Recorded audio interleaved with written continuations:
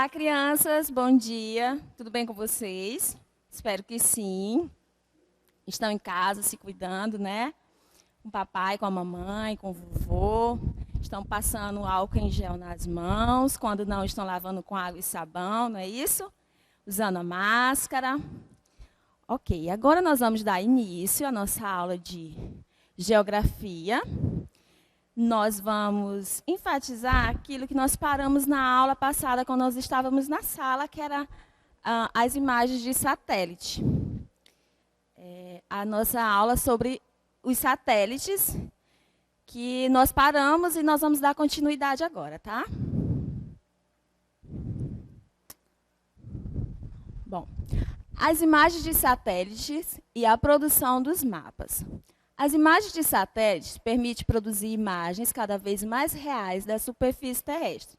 A partir das imagens de satélite, nós temos uma noção, nós temos um entendimento de como é a área que nós vivemos, por exemplo. Através do satélite, ele nos dá uma imagem, e aí nós vamos ter uma amplitude, uma dimensão da onde vivemos, tanto na cidade como no campo. Por exemplo, aqui em Santa Inês, a gente pode conhecer através da imagem de satélite os nossos bairros, as nossas ruas, o tamanho da nossa cidade. Tudo isso nós podemos observar e nós podemos aprender através dessas imagens que o satélite nos passa. Aqui no livro de vocês, na página 324, nós temos esse gráfico aí, esse desenho que vocês podem acompanhar no livro. Aí, lá em cima está escrito, né, imagens de satélite e os mapas. Aqui está descrevendo como que acontece, de que maneira que o satélite ele nos passa, nos transmite, nos dá essa ideia para que nós possamos aprender e conhecer a área desejada. Aqui nós temos os satélites artificiais que orbitam, não é, que estão ao redor da Terra. Eles captam essas informações de grande extensão do nosso planeta por meio da luz solar. Como nós podemos observar aqui, está o Sol, e aí o Sol reflete no ambiente desejado, para que a gente possa conhecer a imagem, o local desejado. E aí, através do reflexo da luz solar, a luz solar ela reflete até o satélite.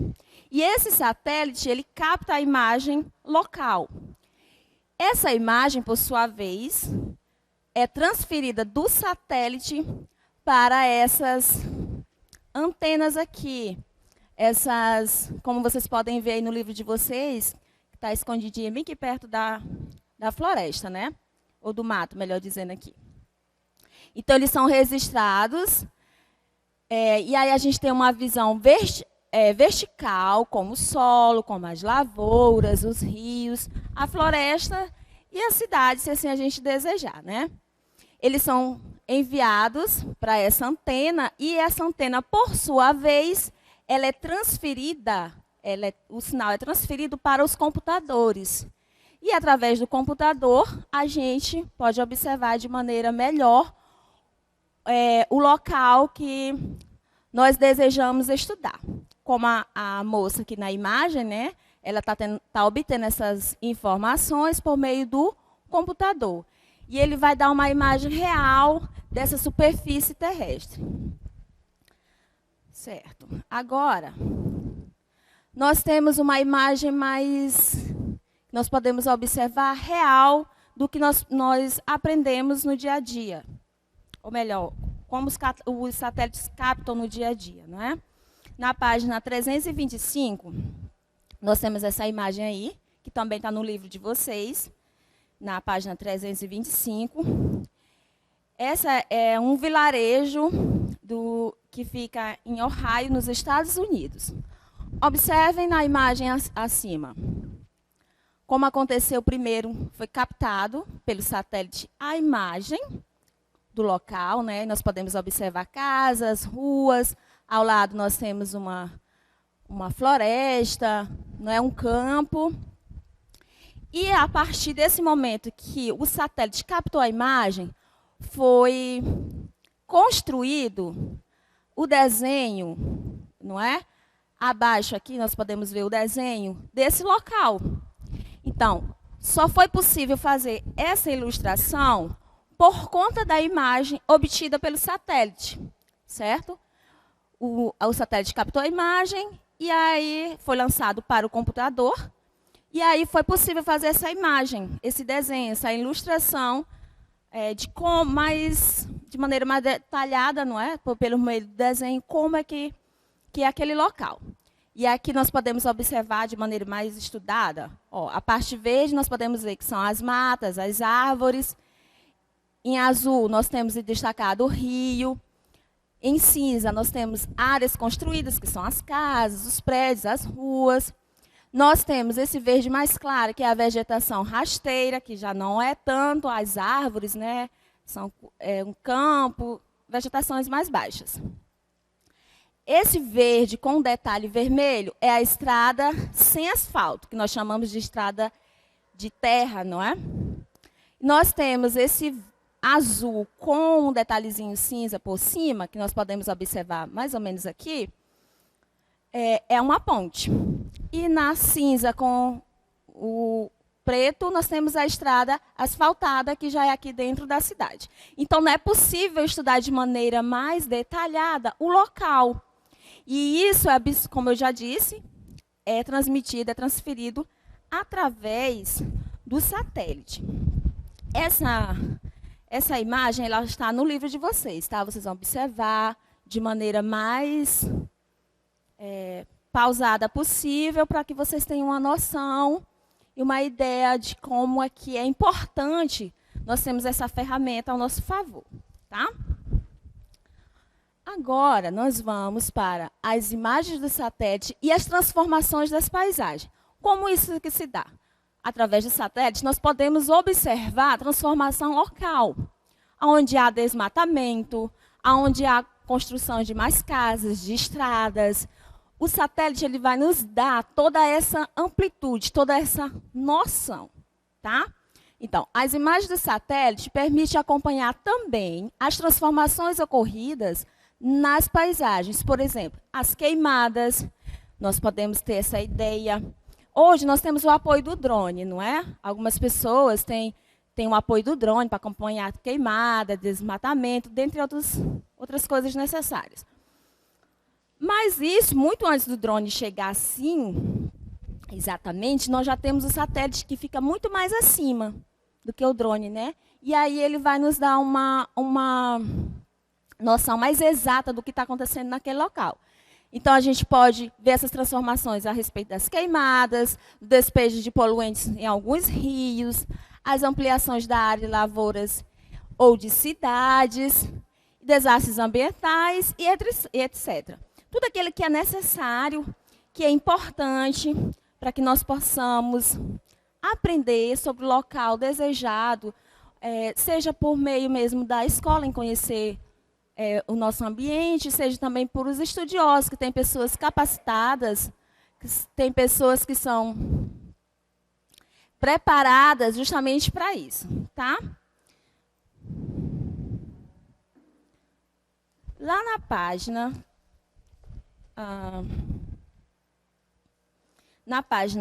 327, tem uma atividade para vocês fazerem em casa. Ela é bem dinâmica.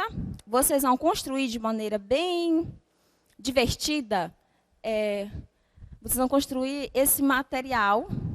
Vocês vão construir esse mapa, que vai ser feito de maneira bem artesanal, né?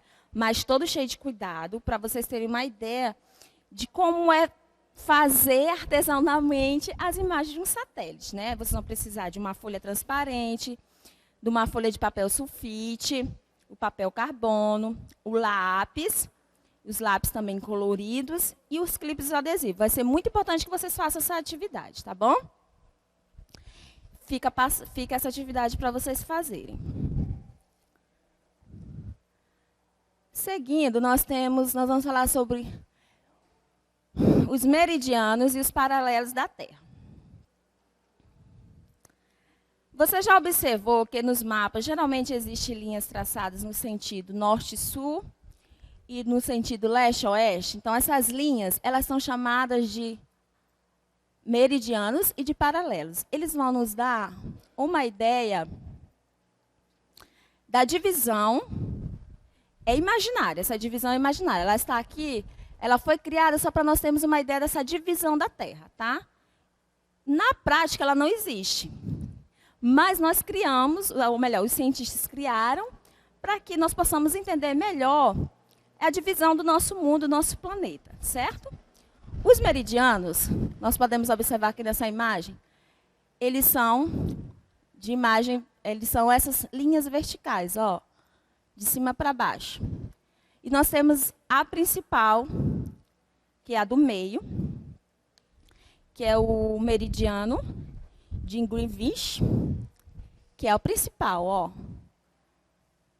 No livro de vocês, tem uma imagem mais detalhada. Vocês vão observar aí na página 328, certo?